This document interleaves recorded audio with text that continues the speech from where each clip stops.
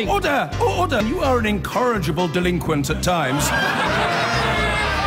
Behave yourself, man!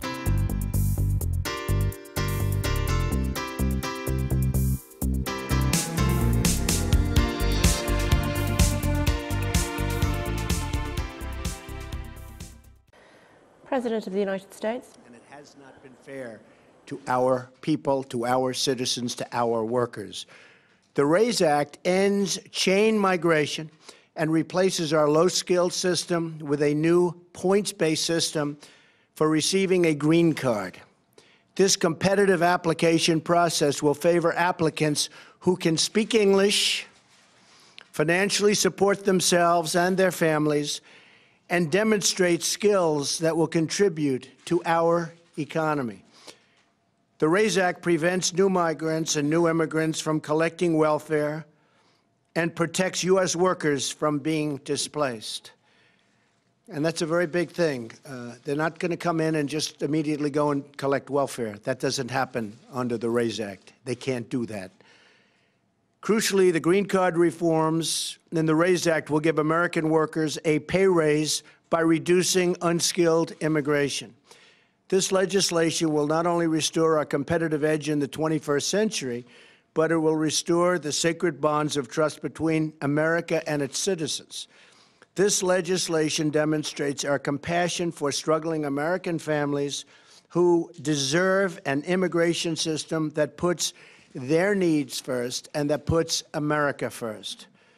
Finally, the reforms in the RAISE Act will help ensure that newcomers to our wonderful country will be assimilated, will succeed, and will achieve the American dream.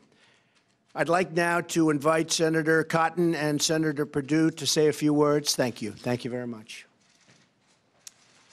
Thank you, Mr. President. I'm very excited to be here with Senator Perdue and President Trump to be introducing the new version of the RAISE Act. Our legal immigration system should accomplish two main goals. One, it should help American workers get a decent pay raise and have a higher standard of living. And two, it should help promote economic growth, make America more competitive in the world.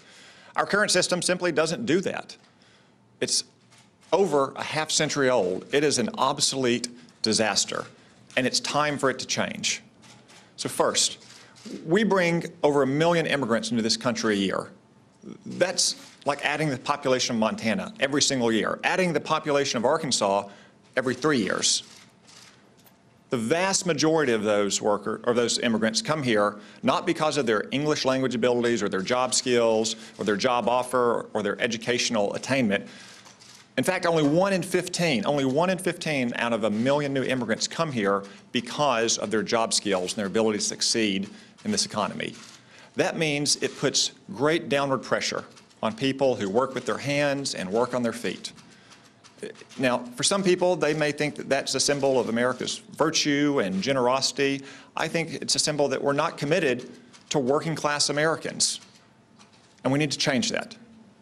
Second, we also lose out on the very best talent coming to our country, the most ultra-high-skilled immigrants who can come here and bring their entrepreneurial spirit and their innovative capabilities and make a higher wage, create new jobs for other Americans and new immigrants, speak English, and contribute to our economy, and stand on their own 2 feet, and pay taxes, and not receive welfare, and not drive down wages for working-class Americans. The RAISE Act will change all of that by reorienting our green card system towards people who can speak English, who have high degrees of educational attainment, who have a job offer that pays more than a typical job in their local economy, who are going to create a new business, or who are outstanding in their field around the world. And I'm excited and I look forward to working with Senator Perdue and President Trump to pass this legislation through the Congress and make this kind of very fundamental, sweeping change for the first time in over 50 years to our immigration system. Thank you. Thank you, Tom. Thank you, Mr. President. Hearing again from the President momentarily. In the meantime, let's bring in correspondent from Bustle.com, Erin Delmore, senior political correspondent. Big announcement from the president as far as domestic policy is concerned and what he wants to happen with a crackdown on immigration. Exactly. And remember, there are two issues here that the Trump administration is working on. One is illegal immigration. Of course, we have seen the deportation of undocumented immigrants double in the last 6 months in the Trump administration. Right now, we're talking about legal immigration, and we're looking at a proposal that's been put forth by 2 Republican senators to shift the current immigration system away from allowing more people who have ties already in the United States, gearing more toward people who show high skills in labor, advanced degrees, and the ability to speak English. Yep, okay, and we were hearing about the numbers that the president, not only the president, but also his representatives have been talking about. Right, and it's important to remember here that this is a core campaign promise of candidate Trump's. Of course, he promised a crackdown on immigration. Everybody remembers his proposal to build the wall between the U.S. and Mexican border. He also promised to bring jobs back to American workers. And if you watch the 2 Republican senators standing alongside President Trump now, that's how they've framed their proposal. They're saying if we reduce the number of green cards that are issued for people coming to the United States and remaining in the United States, we can make more jobs available to American workers. There's always a question of whether that bears out. That tie is something that's hotly debated among immigration advocates and even people who are seeking immigration reform within the Republican Party. This proposal you see outlined now is certainly not the consensus among Republicans. In fact, Lindsey Graham, John McCain, Marco Rubio stand squarely on the other side of this issue. And if you look back to 2013 with the Gang of 8 proposal, it's very counter to what we see the Trump administration introducing now. Okay, as far as General John Kelly is concerned, he's taken over in the last 48 hours or so. Actually, just seeing if we'll be with you in just a second, if we may. Just want to hear if the president's going to take any more questions. As you probably have noticed, the stock market hit an all-time record high today, over 22,000. We've picked up substantially now more than $4 trillion in net worth in terms of our country, our stocks, our companies. We have a growth rate, a GDP, which has been much higher than, as you know, anybody anticipated, except maybe us. But it's going to go higher too. We're doing a job, and you're going to see jobs are pouring back into the country. Factories and plants are coming back into the country. We're going to start making product in America again. And that's happening all over. As I mentioned yesterday, Foxconn is going to spend $10 billion in Wisconsin and other places. And I think the $10 billion is going to end up being $30 billion. They make the iPhones for Apple and others, and it is a truly incredible company. So we have a lot of things happening that are really great. But again, today, the stock market hit the highest level that it has ever been. And our country is doing very well. I just want to thank you all. Tom and David are going to be outside. They're going to speak to you at length about what we're going to do with respect to this aspect of immigration. I think it's going to be very, very important. The biggest in 50 years, biggest change in 50 years. Thank you all very much. Thanks, Tom. Russia sanctions seriously flawed. Could you give us a comment, Mr. President, on the Russia sanctions, please? Oh, we wondered if the president might take more questions, but he's decided not to today. Erin Delmore, senior political correspondent at the US news website Bustle, is still with us. He is saying a bit less today than perhaps what we might have anticipated. Erin, surprised? No, I'm not surprised. We saw President Trump come out, tail out his speech on immigration with a couple of wins. He's talking about the stock market. He's talking about some gains in the economy. This is exactly the tone in the White House right now. The White House is looking for a win. We are straight off of that healthcare failure in the Senate. And in fact, it was John McCain who said if the Trump administration were to point to the biggest success they've had to date, it's the confirmation of Neil Gorsuch to the bench of the Supreme Court. That's a tough place for the Republicans to be in, a tough place for President Trump to be in, especially considering Republicans control all 3 branches of government. Are we noticing this steady hand on the tiller from his new chief of staff? Well, we are looking to see what retired General John Kelly will bring to the West Wing. Certainly, he came out strong this week, firing Anthony Scaramucci. And of course, President Trump has shown that his leadership preference is to have these competing circles of power around him. We've seen lists with some hotly contested issues among White House staff. Reince Priebus and Sean Spicer stepped aside when Scaramucci was brought on board. Now, General Kelly is saying everything goes through me. We're looking to see if that's a tactic that will take in the Trump White House. It is important to note that President Trump has shown very high regard for the military. He has a high respect for military authority. That certainly will give Kelly a leg up here. Yeah, but there's still outside forces that he can do nothing about, including the Russia investigation.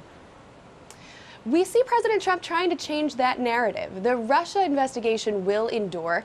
In fact, we are waiting now. It could be months, it could be years until we see Special Prosecutor Bob Mueller's findings. In the meantime, congressional investigations are ongoing, and the news is still coming out in a drip, drip fashion. We saw news this week that it was President Trump himself who crafted his son's statement denying the connection between a meeting his son had with a Kremlin-connected lawyer and getting dirt opposition research on the Hillary Clinton campaign. Now, when Trump's advisors see him taking this first-hand role in this saga, they worry the president is opening himself up to more legal trouble. Now, in the meantime, if you keep an eye on the West Wing, you've seen all kinds of news pour out. Certainly today, we have this immigration announcement. Last week, President Trump came out on Twitter and announced a ban on transgender individuals serving in the military. That seemed to take the military by surprise. In fact, there are thousands of transgender individuals already serving in the military who woke up Wednesday morning and wondered whether they had a job. So now we're seeing the Trump administration fight their way out from under what Trump has called a cloud of the Russia investigation hanging over his White House. Okay, good to talk to you. Thanks a lot. More now on Donald Trump's plans to significantly reduce immigration to the United States. He called it the biggest change to the system in half a century. Joining us now from Washington is Franco Ordonez, who is White House correspondent for U.S. news organization McClatchy, and from Florida is Elvira Salazar. She's a news anchor at Mega TV. Hello to you both. Thank you for joining us on Sky News this afternoon. To you, Elvira, first of all, if I may, what happened to, let's talk about immigration to start with, should I? What happened with bringing huddled masses and everyone welcome? What happens with, tell me again, I didn't get that.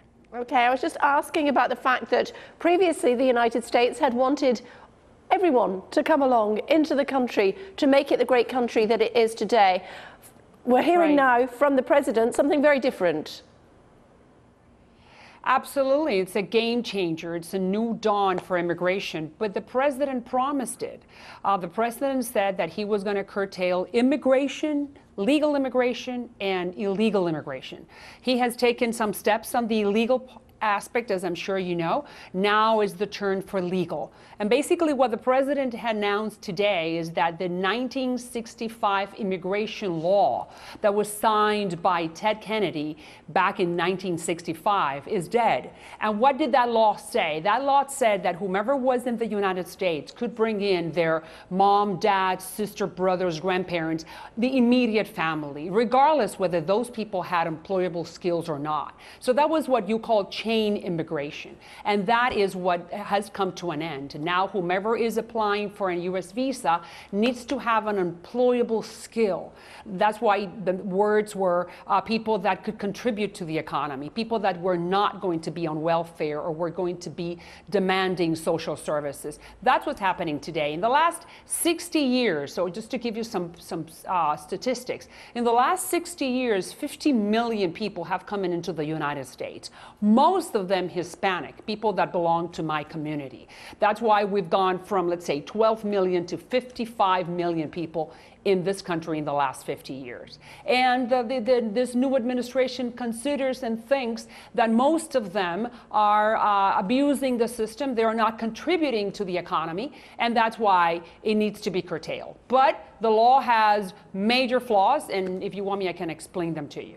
Okay, we'll come back to you on that one because Franco would like to come in, I'm sure. Hello to you, Franco. What's your interpretation of what we heard from the president today? It's potentially a massive change. I mean, you're really, as you mentioned, the huddled masses. This is basically a change of one of the traditional tenets of the American immigration system. The idea for so long was to keep families together, this, while it will keep, or while it would keep immediate family, it'd be much harder to get your cousins and your extended family here. Instead, they would focus on those with merit-based skills. Those people would be a priority to come in. But also, this would mean that a lot of immigrants would not come in. This administration is very concerned about high numbers of immigrants coming in. They feel that they're competing with jobs with middle Americans and depressing those wages. And they want to address this, and they feel this is a way. Obviously, there's some massive pushback to this type of proposal. Elvira, more generally, how does the Latino community... is going to hit them. Sorry, say that again? Well, reality, I think, is going to hit them. At some point, reality is going to hit the Trump administration. And what do I mean by that?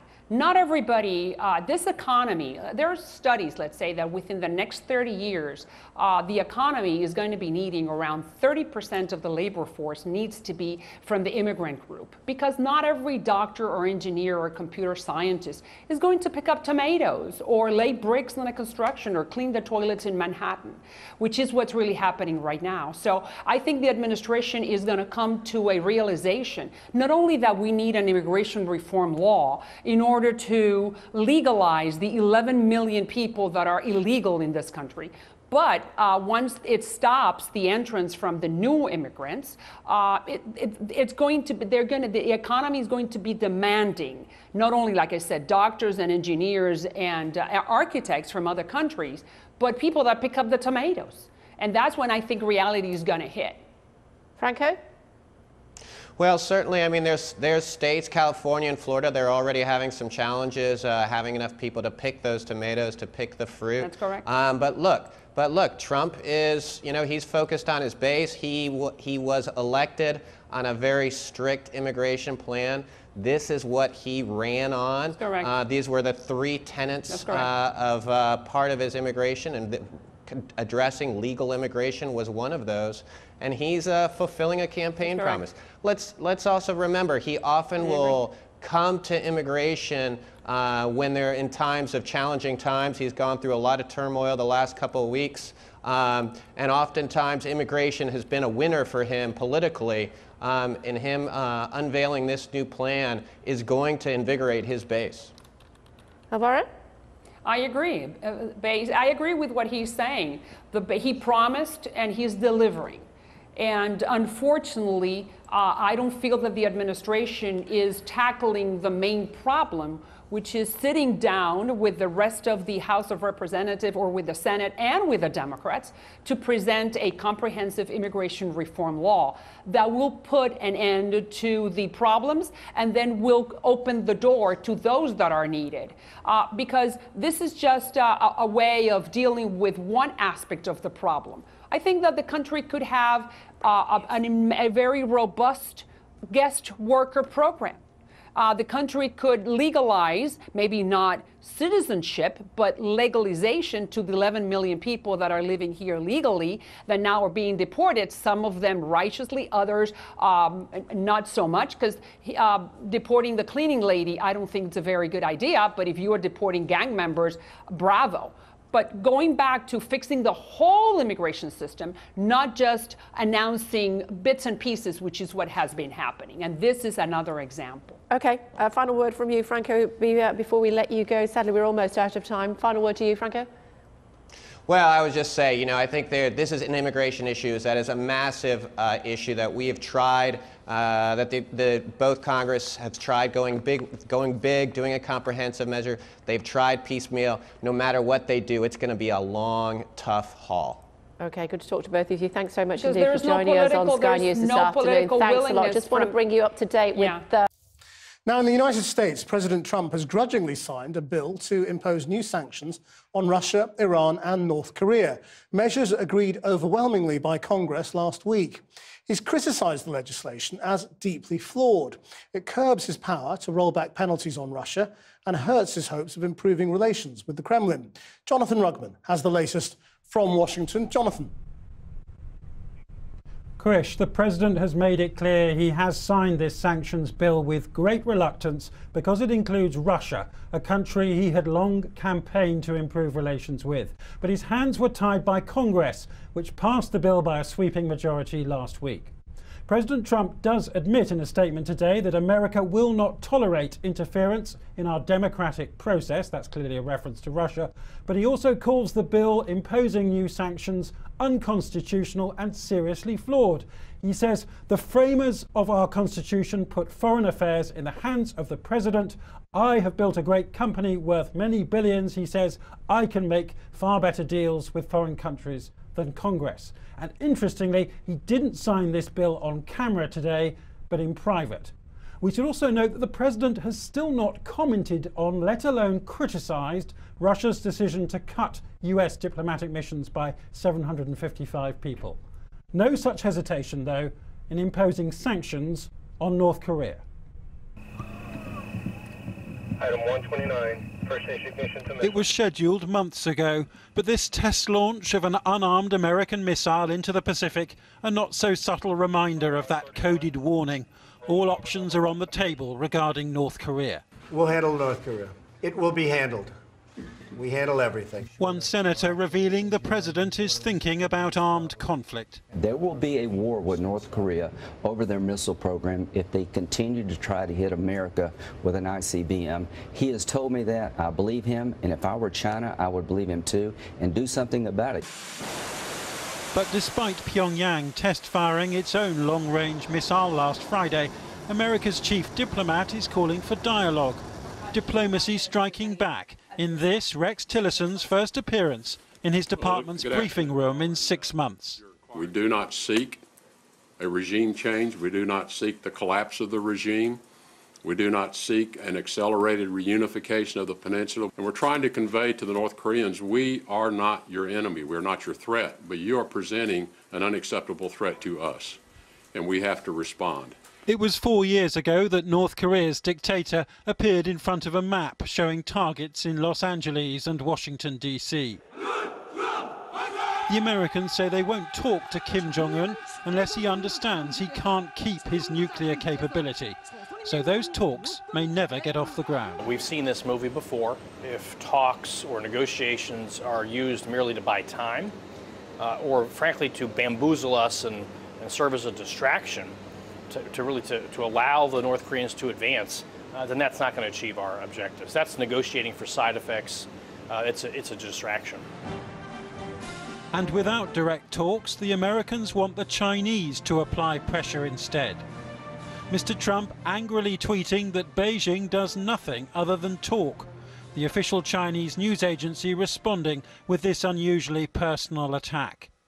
Trump is quite a personality and he likes to tweet, but emotional venting cannot become a guiding policy for solving the nuclear issue. Increases the sanctions. This morning, the British weighed in at the UN, calling for more sanctions. The latest ICBM launch, which now puts the UK and most of Europe and most of the United States within range.